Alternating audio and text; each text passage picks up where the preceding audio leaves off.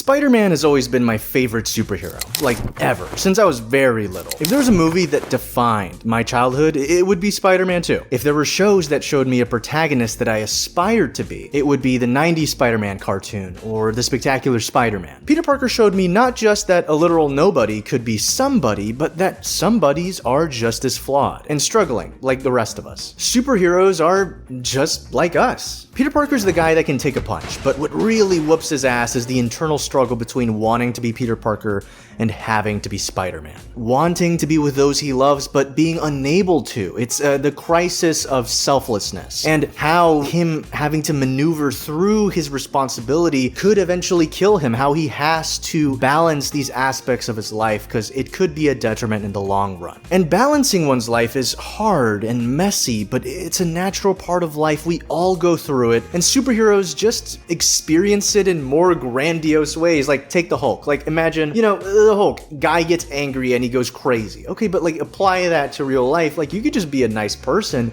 but maybe you just get fucking angry really easily. And you can apply these things from fiction into your reality. Just because you get angry and the Hulk can become a monster, that does not mean that Bruce Banner is inherently evil. That does not mean that even the Hulk is inherently evil. It's kind of like everyone is different and people have to deal with their issues in different ways, and that doesn't make you less valid in any sort of way.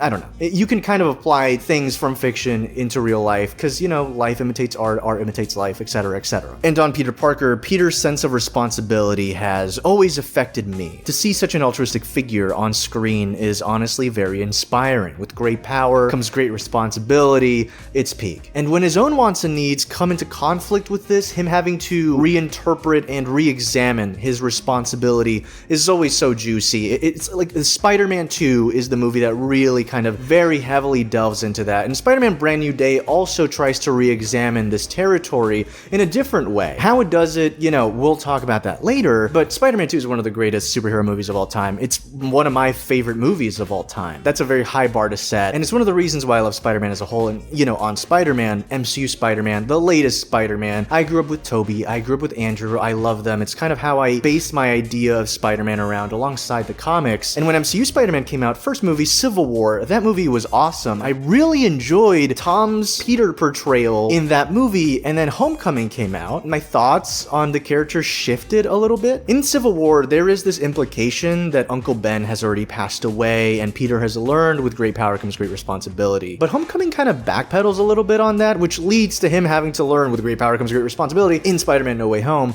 But let's talk about Homecoming. I was one of the few people that came out of Homecoming enjoying it, but it was also not really the Spider-Man movie I was looking for. As time has gone on, I found peace with the movie, recognizing that it isn't really a movie about Spider-Man, but a movie about Peter Parker becoming Spider-Man. I don't know if that makes sense. That's not really a negative. I very much enjoy the movie. Like, it is such a breath of fresh air, especially after, The Amazing Spider-Man 2, which I actually think is, okay. Like, I can enjoy that movie, but it's not that great. So I did find, Homecoming to be, a very refreshing film. At the end of the day, I'm like, that was a great start to MCU Spider-Man after Civil War. Where can we take that character? I think it's wonderful to see Peter hype himself up as Spider-Man. I think it's wonderful to see him reject fame and stardom and recognize that being a hero means supporting his community. And so he's like, no, Tony Stark, get out of my way. I gotta walk the streets of Queens. I'm walking it. Did you know that Tom Peter kind of puts on a Brooklyn or a Queens, I guess, accent? He puts like a New Yorker accent in Brand New Day, which he never had, I don't think, before. And I really like that. It's kind of like how Andrew kind of brought an accent to Peter in The Amazing Spider-Man 2. And I think Spider-Man in general in my head should just always have that accent now. Kind of talks like this a little bit. It's like, hey, Frank, you just hit me with a van. You can't do that. Don't do that. I don't know, it's very subtle. I'm not the best at. Whatever. Anyways, what that means for Homecoming is that I expect in the sequel and later third film to have stories about Peter Parker's tribulations as your friendly neighborhood Spider-Man. But fuck you for wanting that. No, this is the MCU. We're gonna go in circles. Peter Parker is off to space and he's now an Avenger, something he rejected in his last movie, and he's written really weird in Infinity War. There's a scene where Peter Parker's like, hey man, I gotta help you out, Tony, because if not, there's gonna be no neighborhood. And then Tony looks at him, and then Peter's like, okay, I know that doesn't make sense, but you get what I mean. And it's really bad. I don't wanna go. I don't wanna go. I don't wanna go. I don't wanna go. Oh, don't let go, see Jack. the light, Grandma. Sorry, it's really cool. Now this will fuel the countless Peter Parker being a small bean. Now that is gonna fuel the countless Peter Parker being a small bean compilation videos. And then we get to Far From Home, and we all know I don't really like that movie very much, but upon re-examining it, I realized that it's desperately trying to recapture the magic of Spider-Man Homecoming. It is like actively trying to be the same movie extremely hard, but it knows that it has to be a sequel, so it can't. So it's like, what are we doing? It's really weird, actually. It doesn't understand why Homecoming felt so fresh and unique, so it feels like it's saying, that worked the first time, right? Let's do it again! Let's have Peter chase a love interest, but this one has even less buildup or characterization somehow, despite having more screen time. Let's have Peter thematically chase after Iron Man again and what it means to be an Avenger. Let's also have the villain be connected to Iron Man again! Yada yada yada. Thankfully, Mysterio kind of saves the movie. Like, every single scene Mysterio is in is like solid. It truly is the only reason I feel I would ever watch that movie again. And after that, Spider-Man No Way Home comes out. Very, very messy first half, but then, you know, the second half starts, the movie really locks in. I'm not like the hugest John Watts defender, but I will like defend his directing. Homecoming was actually really nicely done, and No Way Home has some really good sequences. And there's a scene in the apartment where Peter finally recognizes that the Green Goblin is evil. It almost feels like at that moment the movie like shifts, and now it's like almost a different movie. It's really handled weird, like rewatching. If you ever rewatch this movie, you will have scenes where, you know, Tobey Maguire or Andrew Garfield appear from the portal, and it's just like, huh. Whoa. And it's like they're pausing for applause. So many people have already said this. I think there's like even videos on it, but like it is very strange, and it definitely is one of those like theme park movies. You know when Martin Scorsese was like, MCU movies are like theme park movies sometimes? It's like, that kind of did feel like a theme park movie, you know? And listen, I love theme parks. I enjoyed a lot of it. I remember coming out of No Way Home being like, yeah, dude, I gotta rewatch those like Toby, Andrew, Tom scenes where they're interacting again and again and again, because I love Spider-Man. I fucking love Spider-Man, but I'm not gonna say that like that was the greatest storytelling in fiction, not really, but it was a good time, and it ends the movie in a way where Peter can become his own character, finally, like from zero. Because quite literally, nobody knows him. Any kind of ties he has to anyone are kind of gone. They're kind of obsolete now, unless Peter himself reaches out, and at the end of No Way Home, in this great scene at the coffee shop, Peter himself is the one that says, no, I am not going to reach out. So it's up to him if he wants to create these connections again, and that's where Spider-Man Brand New Day comes in. And I will be dead serious, dude. I was so excited for this movie. One of my favorite MC movies of, Phase 4, I think, is Shang-Chi. I had a great time with that movie. It was so fun. Destin Daniel Cretton directed that one, and he's directing Brand New Day. This movie has the choreographers of Shang-Chi. Sure, the writers of Far From Home and No Way Home are there, which is a bummer, but they do work better with other writers involved. And Tom Holland and Cretton paved the way for the story. Justin Kuritzkis was on set every day, you know, the guy from Challengers. I'm just like, what could go wrong? Spider-Man Brand New Day broke me. Like, it blew my back out. I watched this movie in 4DX, and it quite literally gave me crazy back shots. This is the first movie I ever watched in 4DX. On second viewing, I watched it in 4DX, and man, I was kind of not prepared, because I only looked up like visuals online, and I was like, 4DX, where the seats kind of move back and forth a little bit, right? No, it like literally will shake your guts up. It's crazy. I'm be so for real, I was not expecting how intense it was gonna be, so I was like sitting there, and then like the seats elevated a little bit, and it goes like, and I was like, oh fuck, I'm gonna die. I guess it's because I didn't really know what was gonna happen. I will say that the first thing that started playing where the seats started moving was a Street Fighter trailer, and it was completely unsynced, and it just decided to shake on its own, just really aggressively and violently, like actually violently for no reason. The entire auditorium was laughing uncomfortably because they were like, what the fuck was that? That was actually abysmal. So I think everyone was kind of worried that the movie was gonna be like that, but no, the movie was great. I don't know why I'm talking about 4DX right now. Spider-Man Brand New Day made me tear up, like in the theater. I got really emotionally invested in Peter's journey, I think for the first time, maybe since Homecoming. And I'm not saying that I didn't feel bad, you know, when Aunt May died in No Way Home, but like, I don't really give that much of a shit about MCU Aunt May. Like, they started writing her okay in No Way Home, and in No Way Home she dies. Brand New Day kind of brings it back and like retroactively starts attempting to kind of make her the Aunt May that she should have been in the first place, that Homecoming has inklings of, that No Way Home kind of starts to build, but then she dies. And Far From Home, she's like a caricature. And characters can be hot, I love it when characters are hot. But just that's her entire character. That's tough, man. Regardless, Spider-Man Brand New Day. Oh my god, brand new. A brand new experience for me. I fucking loved it, dude. I don't know what I can say other than I really, really enjoyed it. Actually, I know what I can say because this video is still going. I don't know if people realize this, but I have really disliked Ned and MJ in the MCU movies up until now. Because before, they never really felt like characters. Ned I really enjoyed in Homecoming because he had like a really nice, dynamic with Peter, but then again, like everybody was a caricature in No Way Home and I didn't give a shit anymore. I meant to say Far From Home. And by No Way Home, it's like, why are you trying to make me care about these characters that aren't real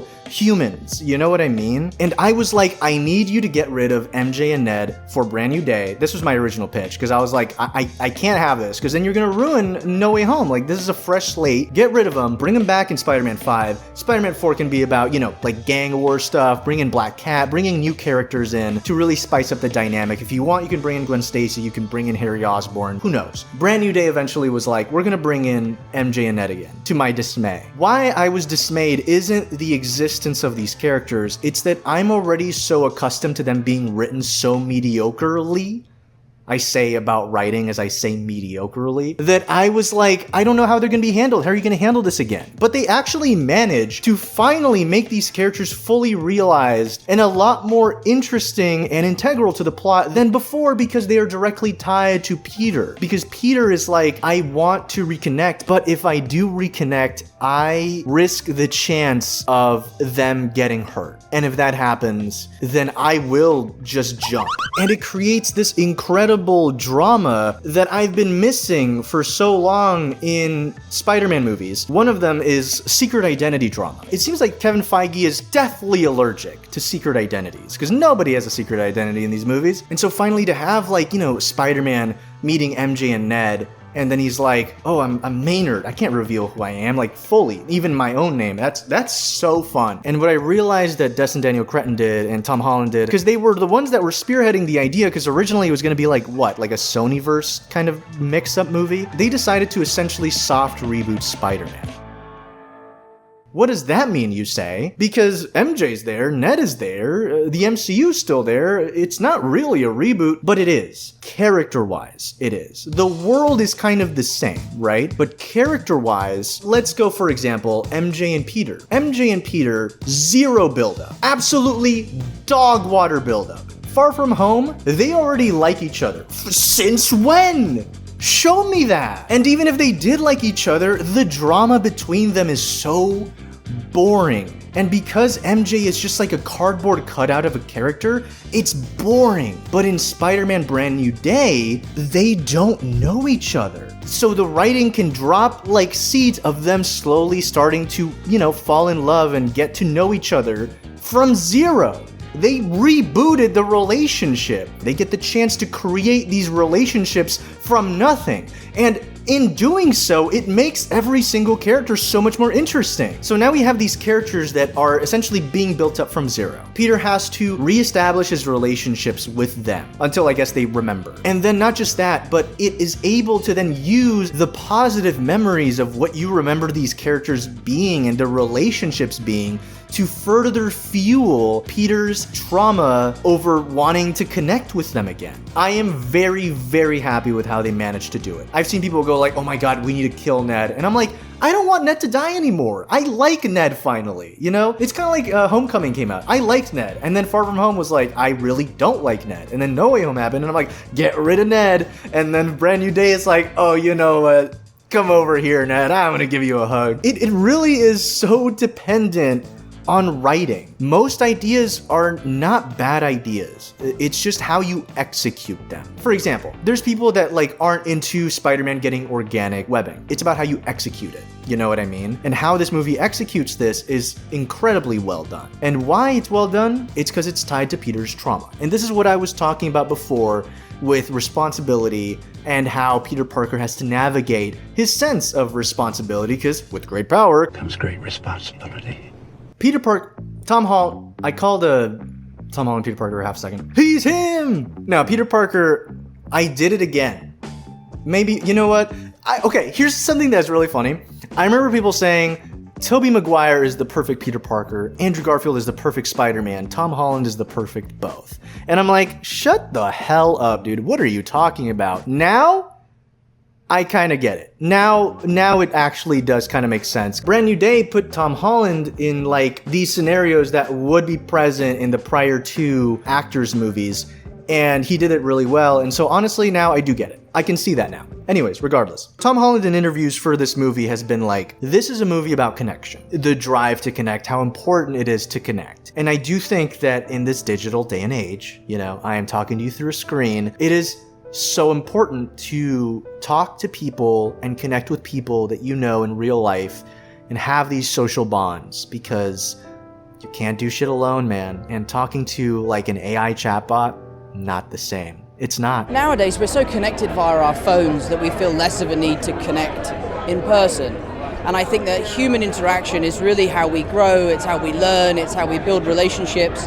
And we're only as good as the people we surround ourselves by. You meet Peter Parker living in one of the most exciting, culturally diverse cities in the world, and he's keeping to himself. And the movie represents the importance of shared experience, community, and that sometimes in life, the bravest thing that you can do is ask for help.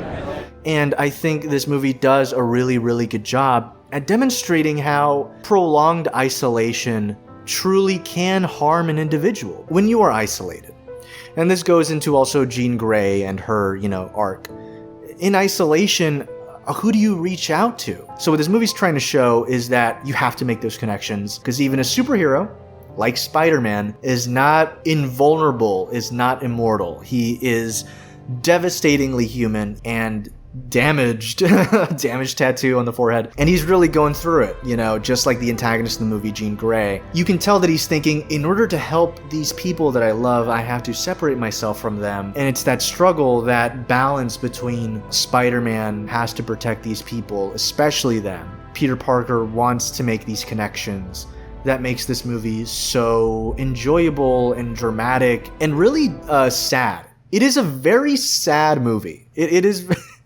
I was kind of flabbergasted at how sad it was. I'm not gonna lie. But there is a massive amount of scenes in this movie where stuff just kind of comes to a halt and you kind of sit in this melancholy. And I've seen people go, man, this movie feels kinda long. No, I don't think so. Do you need this on screen? I don't know if that'll help you, but hopefully that'll grab your attention. I'm joking, that was a little mean. No, but I do vehemently disagree that this movie is like dragging at parts. I could not think that is further from the truth. If anything, I am so enraptured in these moments where characters can just sit and make these connections that have been lacking for so many movies already. We have MJ and Peter, and it's fun because it's got the secret identity mixed in there. It's got to be like through a curtain, and it reminds me of stuff from like the Raimi movies. And the Raimi movies, they had these moments where characters would just sit on those emotions and then speak. Everybody shouts. Your aunt and uncle don't. They can scream pretty good sometimes. It's dialogue fueling not necessarily the plot, but the character dynamics of the characters that affect the plot. Because the characters and how they feel are just as important as what thing they need to obtain, as what villain they need to face. If we don't care about these characters, then why should I even care about what the characters are doing? Why should I care about the plot if the characters are boring? For example, like Spider-Man and Punisher's dynamic. It's so engaging, and they talk about these events that we are not privy to, but they have latched onto as important moments of each other's lives. And from just that has already been given to us, their character arcs, they start off as these begrudging partners who eventually do have to kind of work together up until they realize that the reason why they're even working together in the first place, at least for Frank, is because there is some sort of respect and even gratitude that is not spoken. There is an admiration from Frank's part and a respect from Peter's part, and there can be inklings of a friendship and connection which Peter has not really had. So when he's able to honestly connect with Frank at the end of the movie as himself, no mask on, you feel that chapter where they can't connect finally come to a close because you realize they have fully revealed their truest selves to each other. That sounded really kind of like freaky if you think about it in a wrong way. Not like that. Peter is finally unmasked, revealing who he is to Frank, and Frank is emotionally unmasking, finally revealing the kind of real person that he is at his core, that he tries to hide from anybody that can perceive him. And it's really great, you know? And these connections are what make the movie for me. As someone in my 20s, there's absolutely been moments in my life where I've felt alone, isolated, and unsure of my future. I'm sure many have felt like that, and I do appreciate this movie shining a light on this plight through the eyes of the world's most popular superhero. If we take the idea of a coming-of-age movie, John Watts told this fun, silly, high school story in Homecoming, and I do appreciate it. But it never gets too much into the nitty-gritty, it never delves into the drama and the pain as much as I'd like it to. I like it when movies confront a certain level and degree of reality that we can see in our day-to-day, and growing up is hard. It's brutal even. And there is an unknown that you face as you age. You come to realize that the people older than you don't have it all figured out like you once thought, and that's when you realize that you also won't have it all figured out as you age. And that's normal. Brand New Day's coming-of-age tale is a more thought-out and emotionally complex journey for Peter. One where he finally has to truly wrestle between being a hero and having to never connect with those he loves, or take that leap and heal, but risk those connections getting hurt once again. But that's what relationships are. Relationships can uplift and they can fragment. They can be forever, or they can just be for a couple of months, but that's what makes them beautiful. I'm so lucky to have people in my life that have uplifted me and healed me, and I love them a lot. And I'm so thankful that I took the leap and reached out, and I'm thankful that they reached out, because that's what connecting is. Reaching out your hand to hopefully grasp another's, and it's so extremely important to showcase that healing in a movie this big, especially during a time where people are so alone. But of course, I do know that people are in love with the action, with the adventure of these movies, because it's a Spider-Man movie. He swings a lot and he kicks ass a lot, and it's awesome. The direction just blows everything from the John Watts movies out of the water. I'm sorry, but if you defend the final swing from No Way Home, emotionally it's cool. We can all agree, we should agree, that the swing isn't the best looking swing ever. I've seen people go, but it's like slow because it's meant to evoke the emotion. No. What are you talking about? Peter's swinging melancholically in this movie. If you're gonna say it like, oh, it's a sad swing and he's swinging slowly. Peter is swinging slowly in this movie when he's sad about MJ, like, kissing another dude. That swing is a swing. You know what I mean? No Way Home was made during COVID. It's okay to be like, yeah, this doesn't look that good. I mean, it was probably COVID. These VFX artists probably didn't have enough time. It's okay to say it doesn't look that good. It's normal. It's fine. Like, we get it. So it's okay. The swinging is like, all right. It needed more time to cook. Now they finally had time to cook. They knocked it out of the park with this movie. It's probably because the Spider-Man suit in this movie doesn't have to be covered in friggin' CG all the time. The suit looks amazing, and they did not cover it in CG like the majority of the time where he's just like standing around and walking and stuff. Like in prior MCU movies where for some reason the suit just has to be CG. What is the necessity for this? You don't have to do that. You know that, right? The audience isn't gonna see a wrinkle on the suit and be like, oh, this has broken my immersion because the suit is supposed to be super skin tight, and so wrinkles should not be a thing. Like, finally, they bring a suit where it's like actually it feels tangible, and there's some gorgeously lit shots in this movie where it feels like Spider-Man is straight out of a comic book. Literally any Marco Cicchetto art of Spider-Man looks exactly like that. It's crazy. So they killed it. They did an amazing job. And here's another thing. Now, it's been 3 movies since this has happened, technically 2. And if you think about it, it would also be 5 if you count the Avengers movies. And that is, I feel like Spider-Man can swing through here. I feel like if I was in danger in this part of town, that guy was in danger or something, he would swoop in and get him. You know how Daredevil's kind of synonymous to Hell's Kitchen, and he's like, I love Hell's Kitchen so much, I need to protect it. That, to me, that's New York to Spider-Man. And I mean, that includes Queens and Brooklyn, but the biggest visual you always get is Spider-Man swinging through the city and then saving all those people, kind of like The Amazing Spider-Man 2, kind of like in the Raimi movies as well. And finally, we get something like that here. I'm flabbergasted that that wasn't really apparent in No Way Home, and of course it didn't happen in Far From Home because he had to go some other place. And in Far From Home, he was stopping like a crime family or some shit, but it was deleted from the movie, so it doesn't even friggin' count. And then it was released as like movie DLC in theaters. It was so stupid. Spider-Man Homecoming as in saving people in Queens. Here you can see it happen, but in New York. Like people like this that are crossing me right now, exactly like that. And it's really refreshing to see that finally. Heck yeah, she agrees. Okay. You know what time it is. It's time for the midfield. Here at the midfield, as you know, if you watch the channel, it's a very new concept, but basically talk about anything that would be perceived as mid on whatever topic we're talking about. And I think the one, oh my god, that was a big ass dragonfly. I do not like bugs, dude. It is really, really, really hot out right now. It's very humid. It's like Florida. So basically, what I think would be perceived as mid in this movie, if anything, would probably be Jean Grey. I don't think Jean Grey is very mid in this. I'm freaking out because there's so many bugs flying around me. I don't know if you see them. Holy shit, is that a wasp? We gotta get out of here, dude. We're gonna do this walking and talking. Jean Grey, a lot of the complaints I've seen are that she's not a Spider-Man villain. And I think that that's a fair criticism, but I don't think it necessarily detracts from the movie. For example, the Vulture having beef with Tony Stark in Homecoming. Ugh.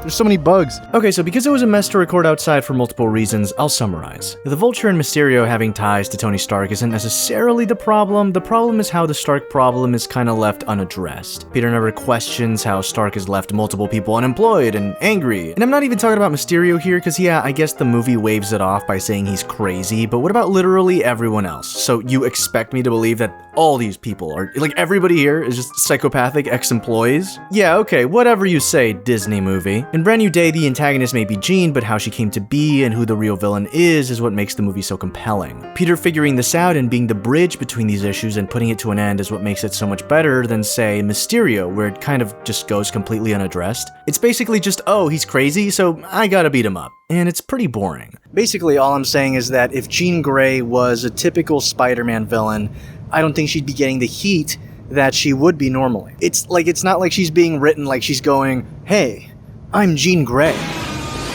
Where is the school on Upper New York that I have to get to? Like, nobody is saying that, and she doesn't do that. There is really no hints. Like, if you told me, like, if she wasn't even called Jean Grey, I would, like, you would not know that this was anything related to the X-Men, like, at all. There really is no ties to, like, the X-Men really in the movie, other than just character names.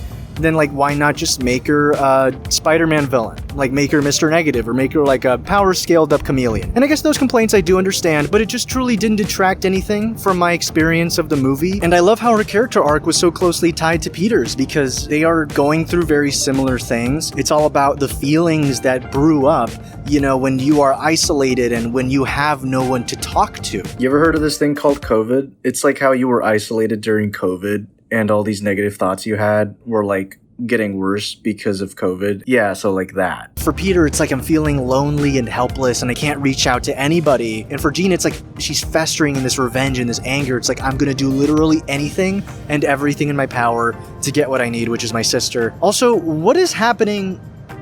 What is happening? You can't tell, but it genuinely sounds like the world is ending. It sounds like a meteor is about to hit the Earth, and like everything is rumbling, and it just sounds like... What's going on? What? It's an incursion! I'm just kidding. But yeah, I didn't really have an issue with Jean. I thought she was really cool. Her metamorphosis, you know, her transformation into a more powerful mutant also kind of mimics, you know, Peter transforming into a more powerful Spider-Man. Same shit. I thought it was really tied up well. I don't know what else to say about that, you know?